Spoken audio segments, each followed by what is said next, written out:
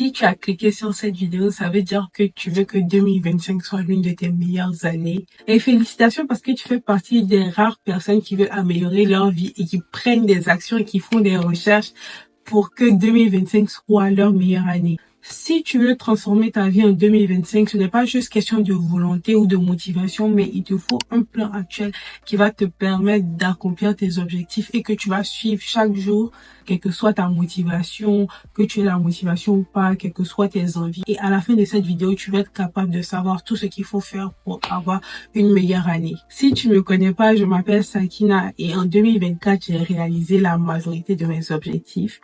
Je vais te montrer tout ce que j'ai pu faire qui m'ont permis d'accomplir beaucoup de mes objectifs et qui peut-être t'aideront à faire la même chose en 2025. Avant de commencer la vidéo, je voulais vous souhaiter une très bonne et heureuse année 2025. Que cette année-là soit l'année qui vous permettra d'atteindre tous vos objectifs. Que cette année-là soit une année de paix, de santé, de prospérité. Que vous puissiez faire tout ce dont vous avez rêvé de faire. Que ce soit l'année où vous ne procrastinez plus et que vous faites ce que vous avez toujours voulu faire. Alors, on peut commencer la vidéo.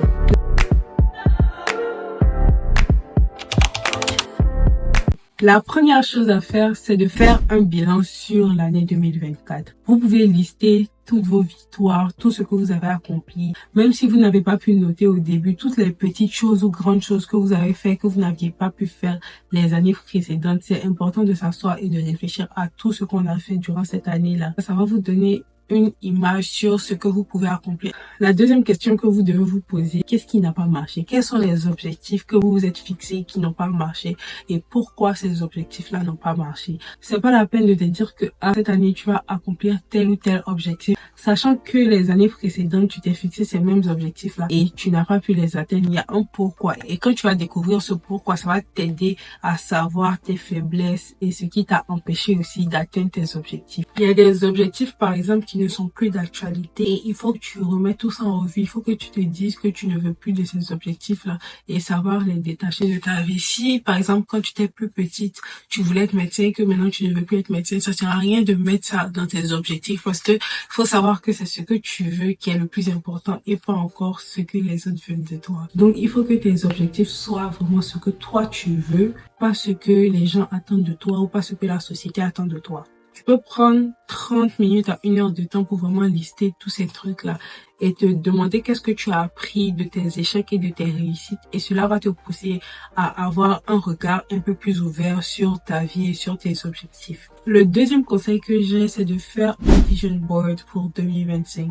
Franchement, le vision board, c'est ce qui a carrément transformé ma vie. J'ai fait une vidéo complète sur le vision board où j'ai montré comment je faisais mon vision board, tout ça. Il est important de sélectionner des images qui résonnent avec vos objectifs, la liste des objectifs que vous vous êtes fixés pour 2025. Ne prenez pas des images au hasard. Moi, j'utilise Pinterest. Mais d'abord, avant de faire mon vision board, je fais une liste bien précise de ce que je veux et je vais sélectionner des images. Et ce qui est important, c'est de faire un vision board physique. Moi, je fais un vision board digital que je mets en fond d'écran sur mon téléphone, mon ordinateur, tout ça. Et je fais un vision board physique qui est juste derrière moi. C'est juste en face de mon lit, c'est-à-dire dès que je me réveille, c'est la première chose que je vois. Dès que je lève mes yeux, c'est la première chose que je vois. Et quand c'est comme ça impacte ton subconscient. Ça te permet d'ouvrir ton esprit aux choses que tu veux vraiment. Donc, le vision board physique, il est très, très important. Je sais pas si vous avez remarqué, par exemple, disons que vous voulez acheter une voiture. Vous avez une marque, par exemple, Toyota. Vous allez commencer à avoir des Toyota partout.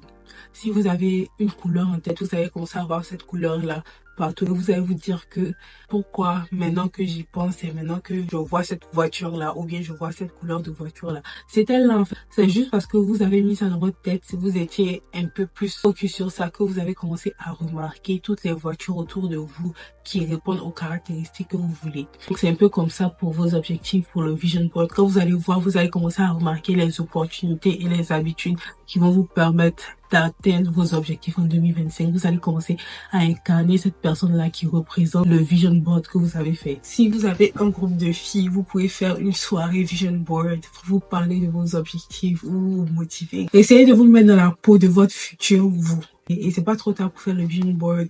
On est toujours dans la première semaine de l'année et c'est jamais trop tard. Vous pouvez changer le vision board au milieu de l'année aussi, c'est jamais trop tard. Le troisième conseil, c'est de se fixer des objectifs trimestriels. C'est-à-dire, chaque 3 mois, vous devez renouveler vos objectifs. Tu dois diviser ton année en 4 semestres pour pouvoir vraiment suivre ton progrès. Parce qu'une année, c'est long. Quand on va se fixer des objectifs par année, on va pas être capable de traquer ces objectifs-là parce qu'on va se dire qu'on a 12 mois encore pour les faire. Pourtant, si tu te dis que tu as 3 mois pour accomplir un objectif, ça te donne moins de temps et ça te donne plus de motivation et une structure un peu plus stricte pour pouvoir atteindre tes objectifs. Si tu as un objectif d'économiser une telle somme, il faut que tu divises cette somme-là peut-être par 4 ou bien tu essaies de te donner un petit objectif pour le premier trimestre et augmenter l'objectif ainsi de suite. Par exemple, si quelqu'un veut avoir, je sais pas, 100 000 abonnés jusqu'à la fin de l'année et que la personne n'a pas d'abonnés, au lieu de te dire que tu veux 100 000 abonnés jusqu'à la fin de l'année, tu peux te dire que le premier mois tu veux 15 000, le deuxième mois tu veux 25 000, ne pas quitter de 0 et atteindre 100 000 un coup comme ça. Donc, le premier trimestre, c'est vrai que ça sera un peu compliqué vu que c'est maintenant que tu vas commencer à appliquer les habitudes, tout ça. Essaie de te limiter à peut-être 5 objectifs par trimestre. Ça sert à rien de mettre 1000 objectifs par trimestre. Comme ça va te permettre de mieux te focus sur ces petits objectifs-là beaucoup plus rapidement et beaucoup plus facilement. Et aussi, un conseil que je voulais ajouter, par exemple, si tu as beaucoup d'objectifs dans une année, n'essaie pas de tout mettre en même temps, n'essaie pas de tout faire en même temps. Tu peux te donner un trimestre par peut-être 2 ou 3 objectifs. Là, comme ça, tu as le temps de focus ton énergie sur ces objectifs. Tu vas pas commencer à tout faire en même temps au milieu de l'année. Le premier trimestre, tu vas faire telle chose. Le deuxième trimestre, ça sera un focus sur autre chose, ainsi de suite. Et il faut que tes objectifs soient mesurables et spécifiques. Il faut qu'il y ait un nombre, il faut qu'il y ait une date à laquelle tu veux atteindre. Il faut que tu puisses traquer cet objectif-là. Tu peux pas te donner un objectif en mode je vais être plus riche. Riche, ça signifie quoi? C'est-à-dire que si tu as $1 de plus, tu es plus riche que tu ne l'étais. Donc, si c'est pas ce que tu veux, il faut que tu te donnes un montant spécifique que tu veux atteindre par trimestre. Le conseil numéro 4, c'est de mettre en place une routine journalière et une routine hebdomadaire. Chaque semaine, il faut que tu te fixes des objectifs. Moi, par exemple, je me donne le dimanche où je me fixe des objectifs par semaine. Ce sont des micro-objectifs. En fait, chaque jour, je m'accorde 5 minutes pour pouvoir mettre en revue tous mes objectifs que je me suis fixé la semaine et ne pas genre oublier un mercredi comme ça. C'est-à-dire si je me suis fixé 5 ou 6 objectifs par semaine, chaque matin je prends le temps de regarder, de voir où j'en suis avec ces objectifs-là, s'il y a des choses que je dois améliorer, s'il y a des choses que je dois remplacer. C'est important de se dédier du temps le matin pour pouvoir voir où vous en êtes avec votre vie, avec vos objectifs. Juste 5 minutes, ça suffit. Juste le fait de s'asseoir, réfléchir, mettre en revue tous ces objectifs. Et si vous pouvez tous les matins vous faire une to-do list, ça c'est la meilleure chose. Toute la liste des petites tâches que vous devez faire la journée. Là, ça vous permet durant la journée de regarder ce que vous avez fait et vous partez au lit le soir avec un sentiment de satisfaction. Pour ceux qui aiment vraiment les choses digitales, il y a Notion qui permet de traquer toutes mes habitudes. Notion où vous pouvez utiliser un journal normal. Le conseil numéro 5, c'est d'adopter une mentalité sur le long terme.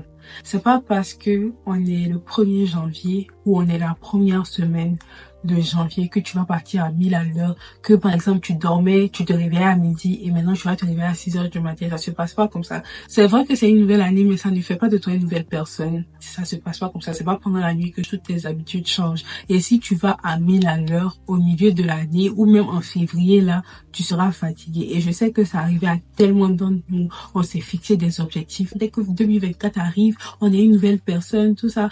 Mais la réalité, c'est que c'est pas comme ça se passe. Les habitudes, ça se construit et ça ne vient pas du jour au lendemain. Tu dois vraiment calme-toi. C'est le début de l'année, c'est pas la fin du monde.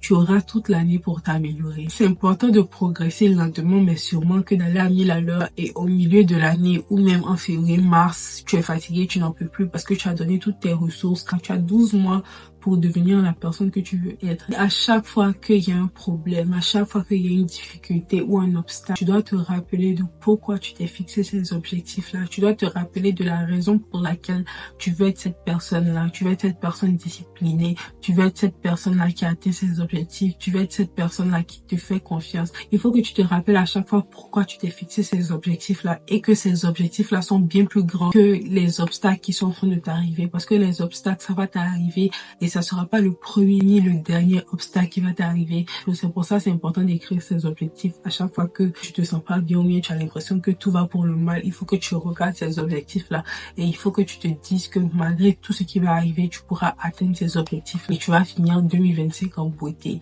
Il faut que tu puisses te pardonner, il faut que tu t'écoutes toi-même. Il faut pas que à chaque fois que quelque chose se passe, tu sois dur à 100% avec toi-même. Il faut que tu t'imagines comme ton enfant. Si c'était ton enfant, tu n'allais pas le blâmer à chaque fois qu'il faisait quelque chose, mais tu allais l'encourager. À chaque fois que tu fais quelque chose, par exemple, tu ne suis pas tes objectifs, tu ne fais pas ce que tu t'étais dit que tu allais faire, il faut que tu te rappelles, il faut que tu te parles et il faut que tu recommences encore, il faut que tu partes de l'avant. Si tu peux, essaie de faire une liste du pourquoi tu veux atteindre ces objectifs-là. Quelle est la raison la plus profonde qui fait que tu veux changer de vie? Qu'est-ce que tu te demandes pour quelle raison je veux changer de vie? Pour quelle raison je veux devenir cette autre personne-là? Pour quelle raison tu veux atteindre ces objectifs-là? Est-ce qu'il y a une raison? Est-ce qu'il y a une douleur profonde en toi qui fait que tu ne peux plus rester au stade où tu es? Est-ce que les gens t'ont insulté? Est-ce que les gens t'ont mis bas? Et à chaque fois que tu vas mal, il faut que tu te rappelles, il faut que tu relises toutes ces intentions-là, permettre d'avancer et à continuer à te battre parce que c'est pas facile, ce sera une bataille et chaque jour tu pourras décider entre le fait d'abandonner et de continuer. Et tu devras décider de continuer au lieu d'abandonner, quelle que soit ton humeur, quel que soit comment tu te sens. Il faut que tu continues. C'est vrai que souvent on se sent pas bien. Tu peux prendre 1 ou 2 jours pour te reposer. Mais n'oublie pas le overall goal. N'oublie pas le goal général. N'oublie pas la fin. N'oublie pas le pourquoi tu as décidé de faire cette chose.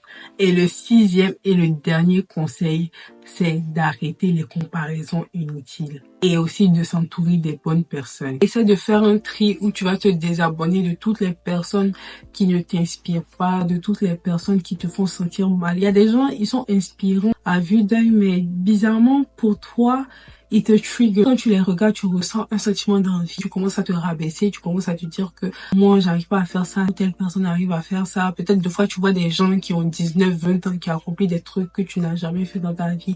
Essaie de te désabonner, essaie de mettre pas intéressé sur tous les posts qui font que tu te sens mal. Et franchement, concentre-toi sur toi. Arrête les comparaisons parce qu'il y aura toujours mieux que toi, il y aura toujours pire que toi. Le plus important, c'est de te comparer à qui tu étais hier et pas aux autres. Que les autres là, tu sais pas ce qu'ils vivent derrière les caméras. Le plus important, c'est toi, tes objectifs et où tu vas. Et même si les années précédentes, tu n'as pas pu accomplir ces objectifs-là, tu ne dois pas t'identifier à la version de toi en 2024 ou en 2023. Ton passé ne te décrit pas à 100% en fait. Mais tu peux changer qui tu es en l'espace d'1 an. Et c'est pas la peine que tu attaches ton identité en fait à ce que tu étais, au fait que tu n'as pas pu réussir certains trucs parce que tout peut changer en fait. Faut te dire que tout peut changer et il suffit d'y croire, il suffit de se mettre au travail et il suffit de faire les bonnes actions pour pouvoir y arriver. Essaie de réduire les interactions avec les personnes toxiques. Si ce sont tes amis, franchement, tu n'as pas à être ami avec quelqu'un qui te décourage ou quelqu'un qui te descend ou quelqu'un qui ne croit pas en toi. Tu ne peux pas avoir une famille toxique et avoir des amis toxiques aussi. Même si il faut que tu restes avec une seule personne qui te motive, c'est mieux que d'avoir des amis qui sont autour de toi et à chaque fois que tu vas dire tes objectifs, ils vont être en mode c'est pas atteignable. Ce n'est pas atteignable pour eux, mais c'est atteignable pour toi. Donc si tes objectifs ne sont pas en corrélation avec eux, leur vision des choses, ça ne sert à rien que tu sois ami avec eux parce qu'ils vont toujours te descendre, ils vont toujours faire de sorte que tu doutes de toi-même. Pourtant, c'est pas de ça que tu as besoin, des gens qui t'encouragent, des gens qui te poussent avant, tu as besoin des gens qui te font vendre même ce rêve-là, qui te motivent, qui te disent que tu peux y arriver et tu n'as pas besoin de ces genres de personnes-là parce qu'ils vont toujours t'empêcher d'être la personne que tu veux être et ils vont te faire croire que tu en fais trop en fait. Je le dis dans chaque vidéo, c'est ta vie, personne n'a à décider pour toi. Si Dieu a fait en sorte que tu sois sur cette terre et que tu n'es pas si à moi, c'est pour une raison. Ça veut dire que c'est toi ta vie, il y a personne qui peut diriger ta vie et tes objectifs. Si Dieu a mis un objectif dans ton cœur, ça veut dire que c'est pour toi et ce n'est pas pour quelqu'un d'autre. Si tu vois que tu es en train de changer et beaucoup de gens n'apprécient pas ton changement, ils sont à tes côtés juste parce qu'ils se sentent supérieurs à toi. Et comme ils voient que tu es en train d'évoluer, ils ne veulent pas te voir évoluer. Donc, ils font tout pour te garder au même stade où eux, ils sont supérieurs à toi. Depuis que je me suis détachée des gens qui me disaient, mais tu peux pas accomplir ça. Toi aussi, tu vas commencer YouTube, quoi. Toi aussi, tu veux faire comme les influenceurs, tu veux te jouer aux influenceurs. Dès que je me suis détachée d'eux, franchement, ça m'a aidé à progresser. Et tous ceux que vous voyez qui ont réussi aujourd'hui, qui ont de grandes choses et tout, ils ont commencé quelque part, ils ont toujours été débutants. Tout ce que j'ai à dire, c'est écoutez-vous vous-même et n'écoutez pas les autres qui ont rien à dire. Et très souvent, ils ne réalisent rien dans eux-mêmes leur vie et ils sont là à juger et à regarder la vie des gens parce qu'ils veulent se sentir supérieurs juste en te descendant toi, en fait. Vous faites confiance. Si personne sur cette terre vous fait confiance, vous-même, vous devez vous faire confiance. Vous devez aller derrière vos objectifs. Vous ne devez pas compter sur quelqu'un pour vous motiver tous les matins. Si vous avez un objectif derrière la tête, vous devez aller vous-même. Vous n'avez pas besoin de la validation d'autres personnes. Vous n'avez pas besoin que d'autres personnes valident ce que vous voulez parce que c'est vous qui voulez, c'est Dieu qui a mis ça dans votre cœur, il n'a pas mis ça dans le cœur de quelqu'un d'autre. Donc c'est à vous-même de vous motiver, c'est à vous-même de vous lever chaque matin et il ne faut pas qu'au milieu de l'année en février, vous abandonnez tous vos objectifs parce que l'euphorie de la nouvelle année est passée. C'est vrai que c'est un bon début, mais vous devez continuer ces objectifs-là jusqu'à la fin. Je compte sur vous. Dites-moi dans les commentaires si vous avez accompli la plupart de vos objectifs 2024 et mettez en commentaire un de vos objectifs 2025. Désolée pour ma voix, je suis vraiment malade, mais franchement, je force tellement pour faire cette vidéo et j'espère que la vidéo vous a plu. N'hésitez pas à vous abonner, à liker, à commenter et à partager. Franchement, je vous aime beaucoup. Je vous fais de gros bisous et j'espère que cette année-là sera l'année où vous allez être la meilleure version de vous-même. Bisous!